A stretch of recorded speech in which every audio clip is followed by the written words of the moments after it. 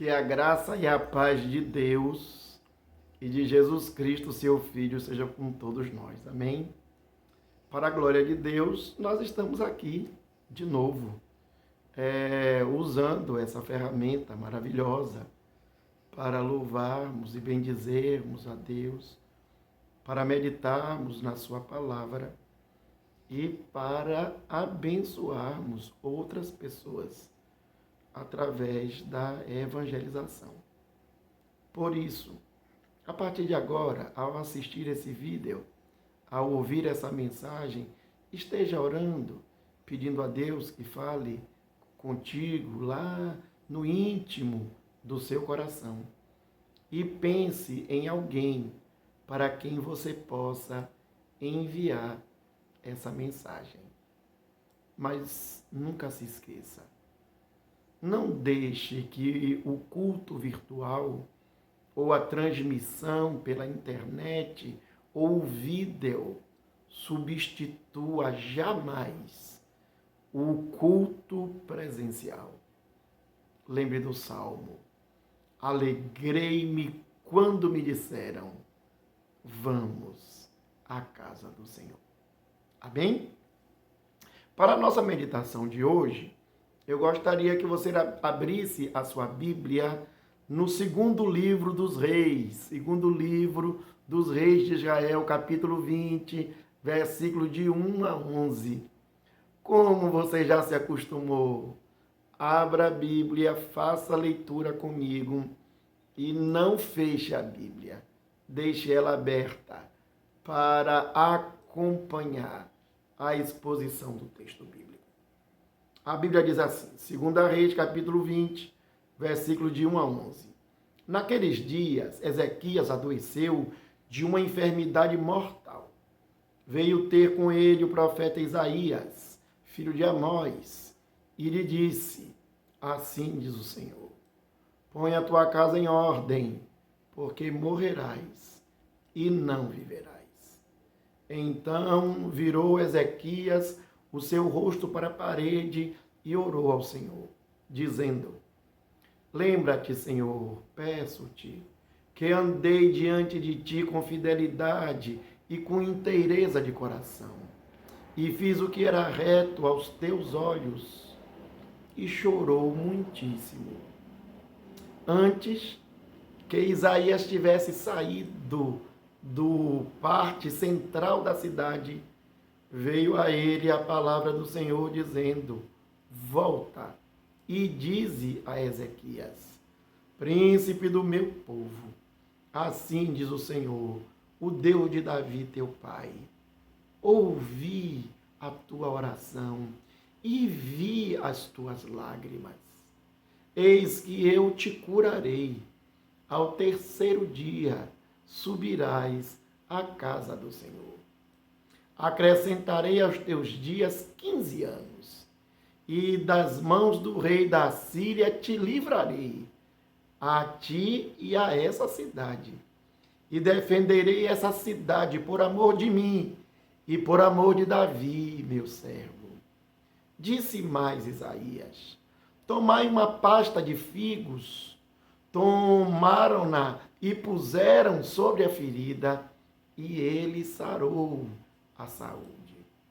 Ezequias disse a Isaías, qual será o sinal que o Senhor me curará, e de que ao terceiro dia subirei à casa do Senhor? Respondeu Isaías, certeai isto da parte do Senhor como sinal que ele cumprirá a sua palavra que lhe disse. Adiantar-se-á a sombra em 10 graus, ou as retrocederá. Então disse Ezequias, é fácil a sombra adiantar 10 graus. Tal, porém, não aconteça antes. Retroceda 10 graus. Então o profeta Isaías clamou ao Senhor. E esse fez retroceder 10 graus a sombra lançada pelo sol diante do relógio de Acais. Amém. Novembro Azul. A campanha do Novembro Azul iniciou-se em 2003, lá em Melbourne, na Austrália. Era uma brincadeira entre dois amigos que decidiram conscientizar a população sobre o trato da saúde masculina. Essa campanha cresceu lá na Austrália e se espalhou por outros países, tornando-se mais tarde uma campanha da OMS, Organização Mundial da Saúde. Em 2008, essa campanha chegou ao Brasil, trazida pelo Instituto Lado a Lado pela Vida, em conjunto com a Sociedade Brasileira de Urologia. Desde os anos 90 do século passado, já existe uma mobilização, um questionamento sobre o assunto. Em novembro, o Novembro Azul, ele é marcado por diversas ações e de divulgação sobre o câncer de próstata, como palestras e outras medidas para a prevenção, para o diagnóstico precoce e para o tratamento desse e de outros males que atingem a população masculina. Porém, como mais um daqueles tabus, pouco ou nada falamos sobre isso na igreja. Como se Deus e o Evangelho não estivesse preocupado com a saúde física e mental e emocional das pessoas.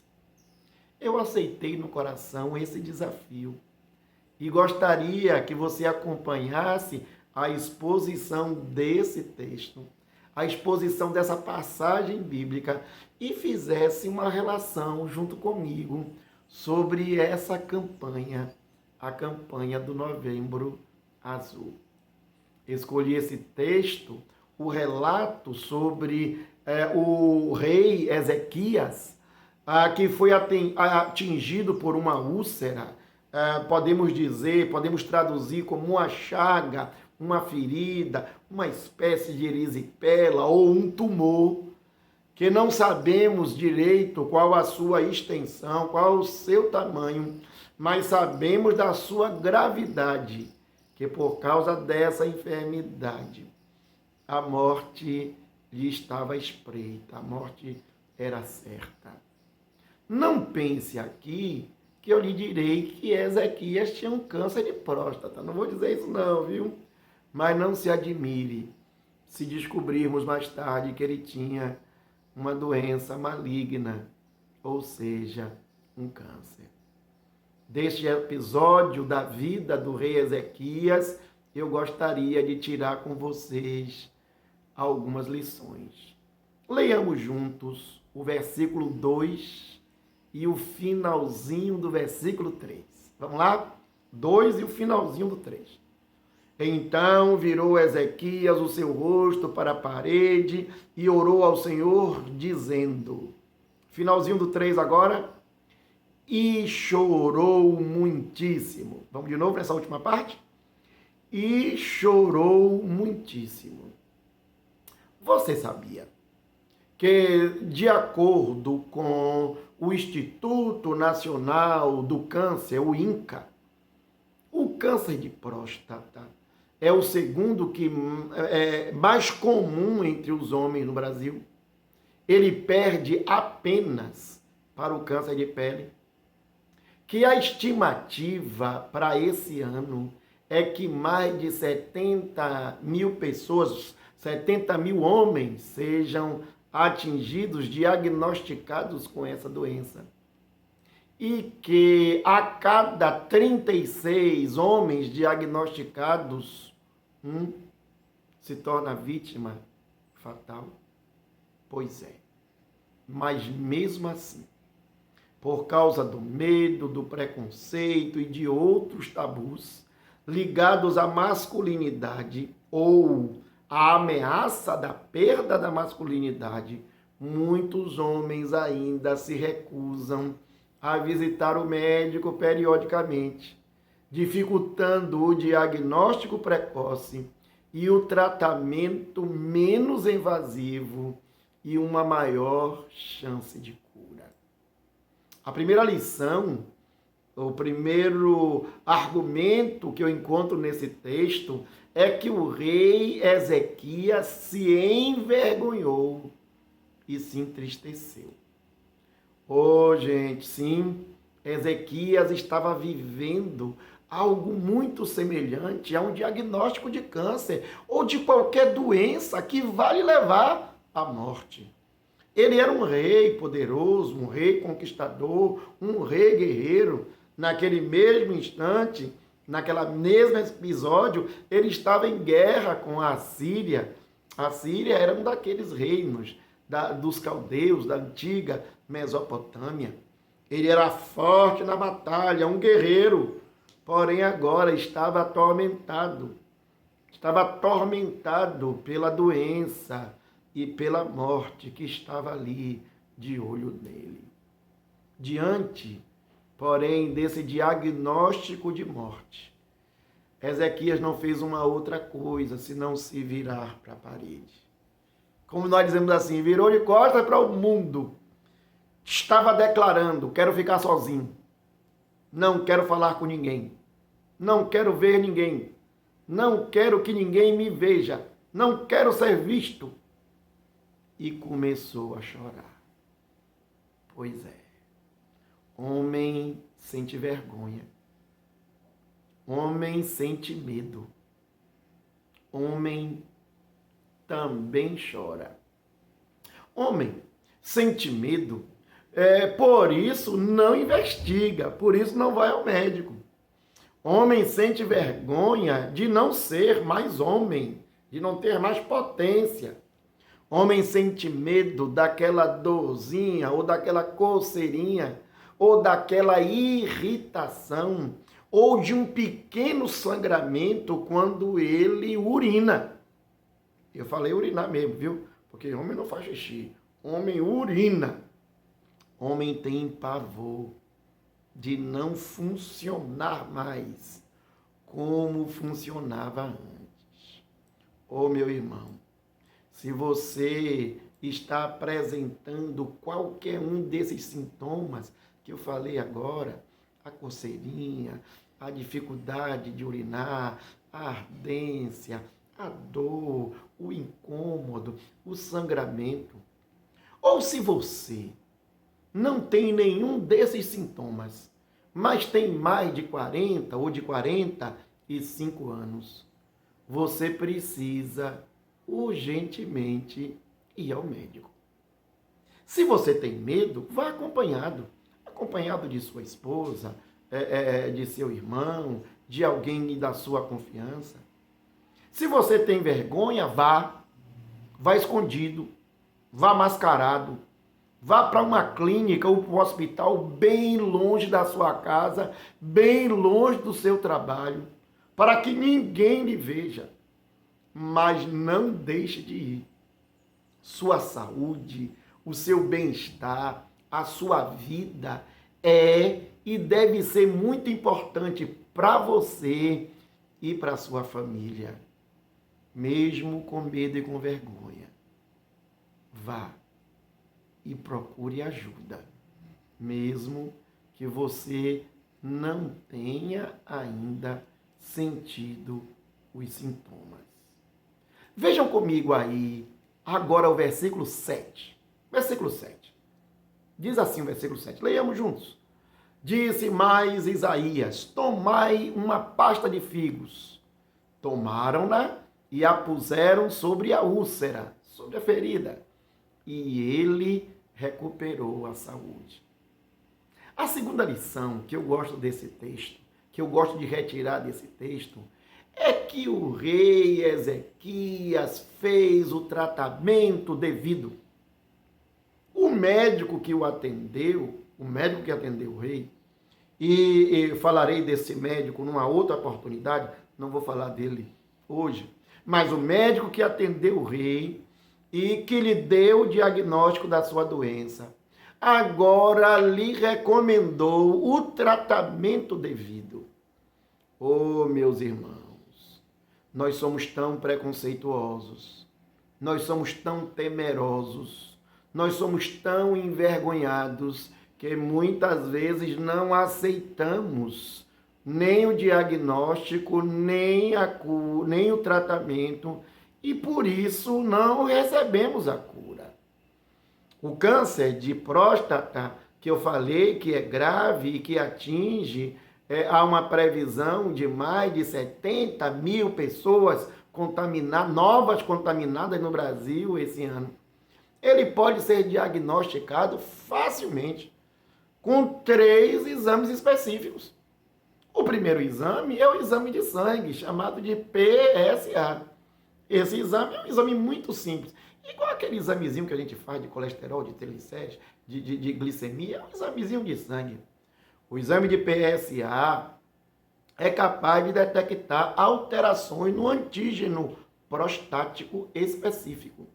Ou seja, ele é capaz de indicar a presença da doença. O segundo exame é o exame da ultrassonografia. A ultrassonografia do aparelho urinário. E o último exame é o exame de toque retal, aquele popularmente chamado de dedada. Você pode achar que eu estou sendo vulgar, mas não. Eu estou sendo direto e claro, devido aos tabus criados em relação a esse exame. Como eu já me referi anteriormente, esse exame dura em média de 5 a 10 segundos, mas é capaz de detectar rapidamente a presença de anomalias na próstata. Não adianta ter vergonha, não adianta ter medo, não adianta ter tristeza e guardar a doença ou a suposta doença, porque você pode não estar doente, pode ter uma outra coisa, a doença ou a suposta doença guardada. Espero que eu e você tenhamos saúde, sim, e para isso precisamos nos cuidar, nos prevenir e tratar daquilo que, porventura, seja detectado. Você tem cuidado da sua saúde? Eu tenho 51 anos.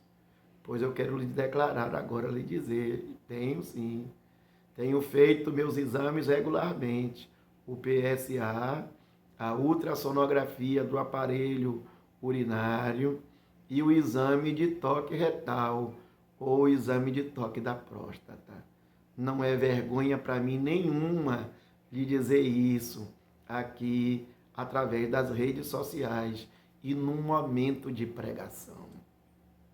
Leia comigo de novo aí o versículo 3 e agora o versículo 2 e agora o versículo 8. 2 e 8. Então virou Ezequias o rosto para a parede e orou ao Senhor. Versículo 8. Ezequias disse a Isaías: qual será o sinal que o Senhor me curará? A terceira lição que eu gosto de retirar desse texto é que o rei orou e pediu um sinal. Eu deveria ter falado disso logo lá no início, né? Logo lá no começo, versículo 2. Mas, propositalmente, deixei para falar agora. Se você é cristão, se você é crente, se você é protestante, você deve primeiramente orar. É verdade. Primeiramente você ora, antes até de ir ao médico. Se você ainda não orou, se você não tem o costume de orar, você tem a chance de orar agora e pedir a Deus que esclareça, que mostre, que cuide e que cure você dessa sua enfermidade. Deus está te ouvindo.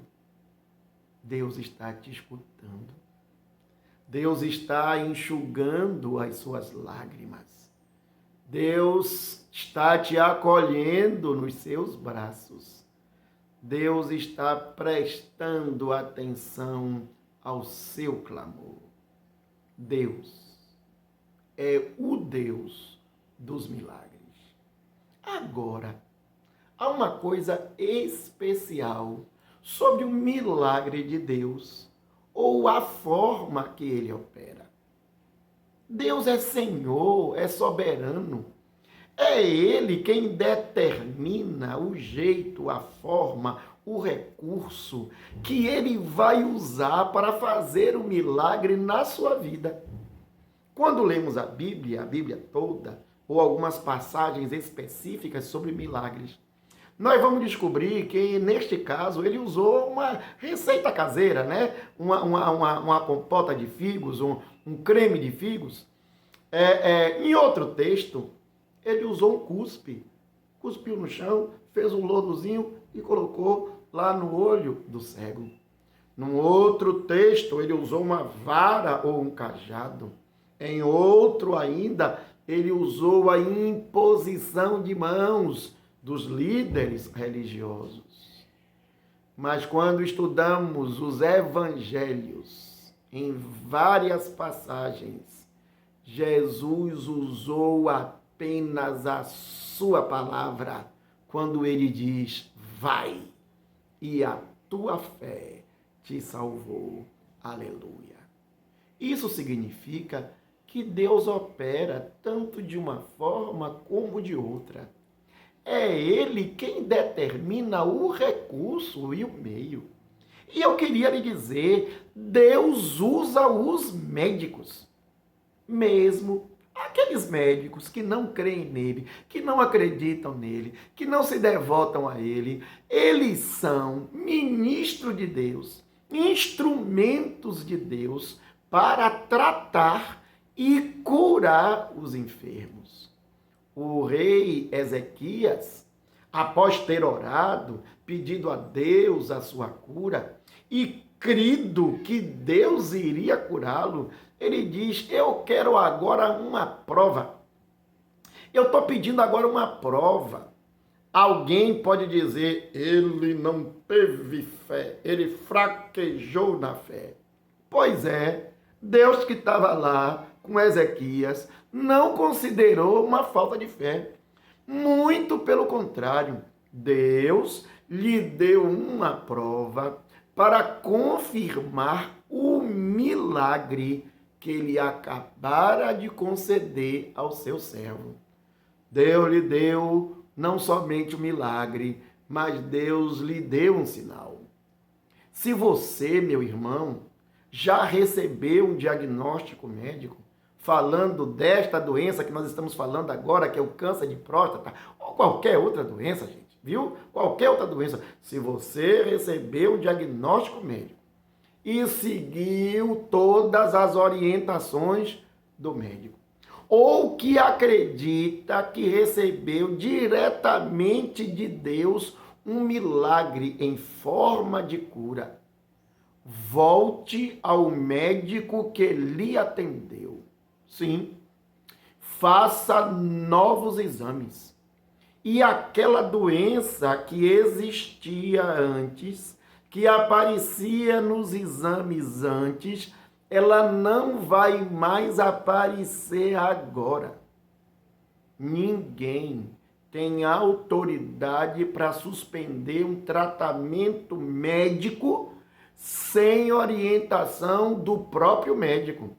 Ninguém pode interromper o seu tratamento ou orientar que outra pessoa interrompa o tratamento sem orientação e diagnóstico do próprio médico. Ou seja, o Deus que cura é aquele também que dá a prova de que curou. Você acredita nisso? Ezequias recebeu de Deus o diagnóstico. Lembra que eu falei do médico? Deus era o médico. Ele é o médico dos médicos. Foi ele quem deu o primeiro diagnóstico, falando da sua doença e da sua morte. Foi Deus quem lhe deu aquela receita lá, né? Foi Deus quem deu a receita. Foi Deus agora que lhe deu a cura através do milagre. Não foi a receita, não foi imposição de mãos, não foi qualquer outro mecanismo, foi o próprio Deus que operou na vida dele. Eu queria lhe perguntar, diante disso tudo que você ouviu sobre o rei Ezequias, sua doença, sua úlcera, sua ferida, sua chaga, da sua morte anunciada, tudo aquilo levou Ezequias a se aproximar mais de Deus, a estar na presença de Deus, a orar, a buscar a Deus e a receber de Deus a sua cura através de um milagre. Eu queria lhe perguntar, e você? O que é que você aprendeu com essa história?